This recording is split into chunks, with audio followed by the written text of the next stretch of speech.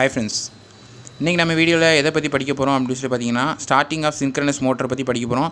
போன வீடியோலேருந்து பார்த்தீங்கன்னா நம்ம வந்து ஏற்கனவே சொல்லி இந்த சின்க்ரனஸ் மோட்டர் வந்து ஏன் வந்து செல்ஃப் ஸ்டார்டிங் மோட்டரில் அப்படிங்கிற எல்லா ரீசனும் பார்த்தா நான் போன வீடியோவில் ஒரு வார்த்தை சொல்லியிருந்தேன்.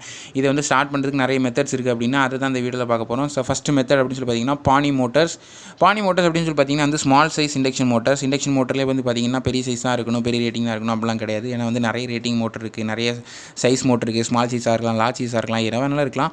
அந்த பானி motors normal induction motor run பண்ணுறோம் இல்லையா, எலக்ட்ரோமேக்னெட்டிக் இண்டக்ஷன் அப்படிங்கிறதான் பிரின்சிபல். அதை யூஸ் பண்ணி நீங்கள் வந்து இண்டக்ஷன் மோட்டர் ரன் பண்ணுறீங்க.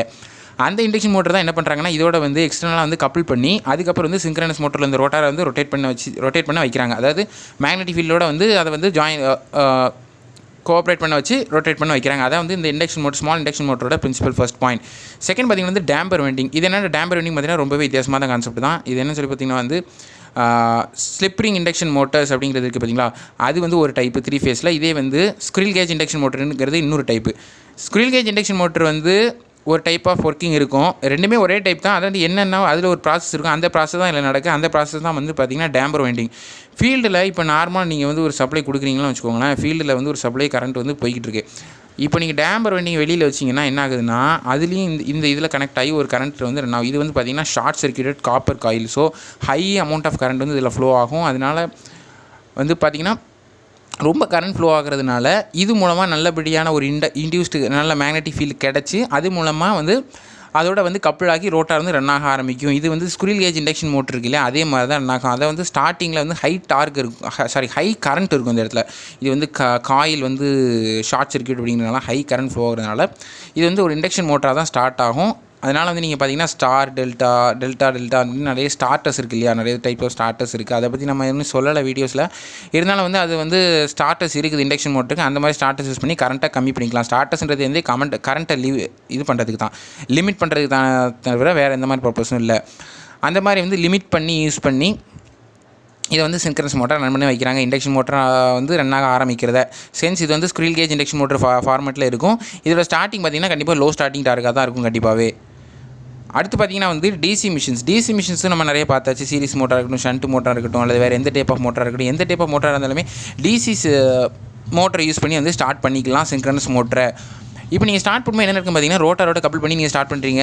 இது வந்து ஒரு டிசி மோட்டர் வந்து சுற்றிட்டு இருக்கும், அதே சேர்ந்து ரோட்டார் சுற்ற ஆரம்பிக்கும்.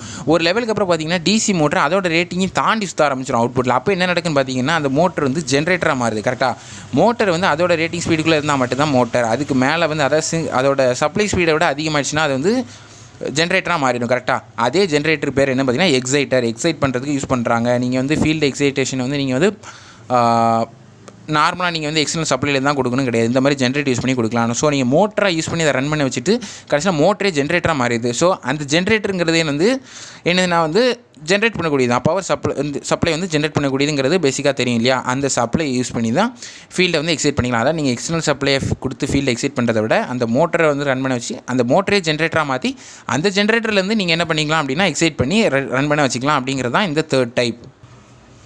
ஃபைனல் ப்ரொசீஜர் அப்படின்னு சொல்லி பார்த்தீங்கன்னா ஸ்லிப்ரிங் இண்டக்ஷன் மோட்டர் டைப் வச்சு ஸ்டார்ட் பண்ணலாம். ஸோ இதுதான் வந்து ரொம்பவே வந்து ஒரு எஃபெக்டிவான ஸ்டார்டிங் டைப் அப்படின்னு சொல்லலாம். டேம்பர் வைண்டிங்கை கம்பேர் பண்ணும்போது டேம்பர் வைண்டிங்லாம் பார்த்தீங்கன்னா வந்து ஸ்குரில் கேஜ் இண்டக்ஷன் மோட்டர் டைப்னு சொல்லியிருந்தேன். ஸோ அதை வந்து பார்க்கும்போது நீங்கள் லோ ஸ்டார்டிங் டார்க் தான் இருக்கும். இப்போ இந்த வந்து ஸ்லிப்ரிங் இண்டக்ஷன் மோட்டர் நீங்கள் பார்க்கும்போது ஹை ஸ்டார்டிங் டார் நல்லாவே கிடைக்கும். அதனால தான் பார்த்தீங்கன்னா இங்கே ஒரு ஸ்டேட்டார் இருக்குது, இங்கே ஒரு ரோட்டார் சைடு இருக்குது. இதில் வந்து பார்த்திங்கன்னா ஸ்லிப்ரிங்ஸில் கனெக்ட் பண்ணியிருக்காங்க. இது வந்து எக்ஸ்டர்னல் ரெசிஸ்டர் ஆட் பண்ணிக்கலாம். ஸ்லிப்ரிங் இண்டக்ஷன் மோட்டரை பொறுத்த வரைக்கும் அதாங்க, அதாவது வந்து எக்ஸ்ட்ரானாக நீங்கள் ரெசிஸ்டர் வந்து ஆட் பண்ணிக்கலாம். ஆனால் ஸ்குரில் கேஜ் இண்டக்ஷன் மோட்டரில் ரோட்டார் சைடே வந்து ஷார்ட் பண்ணி தான் இருக்கனால எந்த ஒரு இதுவும் ஆட் பண்ண முடியாது. அதில் வரக்கூடிய டார்க் மட்டும் தான் உங்களுக்கு அவுட்புட்டாக கிடைக்கும். வேறு நீங்கள் ஸ்லிப்ரிங் இண்டக்ஷன் மோட்டரில் எக்ஸ்டர்னல் ரெசிஸ்டர் ஆடும் பண்ணிக்கலாம். சப்ளை கொடுக்க தன்னாலே வேல்யூ இன்க்ரீஸ் ஆகும். ஹென்ஸ் அந்த டார்க்கே வந்து அவங்களுக்கு அதிகமாக கிடைக்கும். அதனால தான் வந்து ஸ்லிப்ரிங் இண்டக்ஷன் மோட்டர் வந்து ஸ்குரில் கேஜ் இண்டக்ஷன் மோட்டருக்கு பதிலாக ப்ரிஃபர் பண்ணுறாங்க. இதில் வந்து நடக்கக்கூடிய ஒரு விஷயம் என்னென்னு பார்த்தீங்கன்னா ஹை கரண்ட் வந்து ஃப்ளோ ஆகும். இது இண்டக்ஷன் மோட்டர்லேயே அதே மாதிரி தான் ஹை கரண்ட் ஃப்ளோ ஆகும். இருந்தாலும் என்ன நடக்குன்னு பார்த்தீங்கன்னா இது வந்து ஹை ரெசிஸ்டன்ஸ் வேல்யூ ப்ரொடியூஸ் பண்ணி இந்த கரண்ட்டை கம்மி பண்ணி ஹை ரெசிஸ்டன்ஸ் ப்ரொவைட் பண்ணுறதுனால ஒரு ஃபேஸ் லேக் இருக்கும் கண்டிப்பாக. கரெக்டாக இண்டக்ஷன் மோட்டர்னாலே கண்டிப்பாக ஒரு ஃபேஸ் லேக் ஏதோ ஒன்று இருக்க போகுதுன்னு அர்த்தம். அந்த ஃபேஸ் லேக்கை வந்து இந்த ரெசிஸ்டன்ஸ் மூலமாக கம்மி பண்ணி ஸ்டார்டிங் டார்க்கு அதிகரிக்கிறாங்க. இதுலேருந்து என்ன தெரியுதுன்னு பார்த்தீங்கன்னா ரெண்டே விஷயம். ரெசிஸ்டன்ஸ் மூலமாக ஹை கரண்ட் வரக்கூடிய இந்த அவுட்புட் சைடை வந்து குறைக்கிறாங்க. அது மட்டும் இல்லாமல் ஃபேஸ் லேக் இந்த இண்டக்ஷனால் வரக்கூடிய ஃபேஸ் லேக்கை குறைச்சி ஸ்பீடை அதிகரிக்கிறாங்க. அதனால் வந்து இது வந்து நல்லாவே வந்து ஒரு எஃபெக்டிவ் ஸ்டார்டிங்காக இருக்கும். இதான் ஃப்ரெண்ட்ஸ் இந்த வீடியோவில் நான் சொல்ல நினச்சது. ஸோ பார்த்தீங்கன்னா வந்து இப்போ சின்க்ரனஸ் மோட்டர் வந்து செல்ஃப் ஸ்டார்டிங் இல்லை, அது என்ன காரணங்கிறத ஒரு வீடியோவில் பார்த்தாச்சு. இப்போ இந்த வீடியோவில் பார்த்தீங்கன்னா டைப்ஸ் ஆஃப் ஸ்டார்டிங் பற்றி பார்த்தாச்சு. ஸோ இந்த வீடியோவில் வேறு ஏதாவது டவுட்ஸ் இருந்து அப்படின்னு சொல்லலாம் வந்து கமெண்ட்ஸில் மென்ஷன் பண்ணுங்கள், சால்வ் பண்ணி வைக்கிறேன். வேறு என்னென்ன மாதிரி வீடியோஸ் வேணுங்கிறதையும் வந்து கமெண்ட்ஸில் மென்ஷன் பண்ணுங்கள். அடுத்த அப்டேட்ஸ் உங்களுக்கு கிடச்சிட்டே இருக்கும். அண்ட் ஃபைனலி அடுத்த வீடியோவில் உங்களை சந்திக்கும் வரை தேங்க்யூ ஃபார் வாட்சிங்.